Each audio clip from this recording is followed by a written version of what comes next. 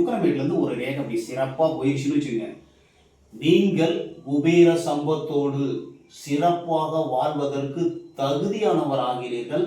அந்த ஒரு எண்ணம் தோன்றும். உங்களுடைய ஆழ்மனதில் ரொம்ப நாள் ஒரு எண்ணம் இருக்கும், எப்படியாவது நம்ம ஒரு பெரிய பெரிய வீடு கட்டணும் அப்படிங்கிற ஒரு கனவு இருக்கும். ஒரு சில பேருக்கு உலக தொழிலதிபர் வரிசையிலே வர வேண்டும் என்ற எண்ணம் இருக்கும். ஒரு சில பேருக்கு அரசியலில் பெரிய தலைவராக வரும். உங்களுடைய ஆழ்மனம் ரொம்ப நாளாக நினச்சிக்கிட்டு இருக்க எண்ணம் ஈடேறும்.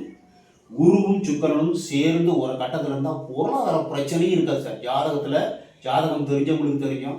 குடும்பத்தில் ஒரு சின்ன சின்ன சண்டை சச்சரவு வரும் மொழிய பொருளாதாரத்தில் நல்ல பிரச்சனை இல்லாத குபேர சம்பத்து கண்டிப்பாக கிடைக்கும். இது நம்ம கையை பொறுத்தலும் இந்த சுக்கிரமேடு இருக்கு இல்லையா, சுக்கிரமேட்டிலிருந்து குருமேட்டுக்கு போயிடுச்சுன்னா உங்களுடைய ஆசைகள் அத்தனையும் நிறைவேற்றப்படும். நிறைவேறுவதற்கு சந்தர்ப்பம் உருவாகும்.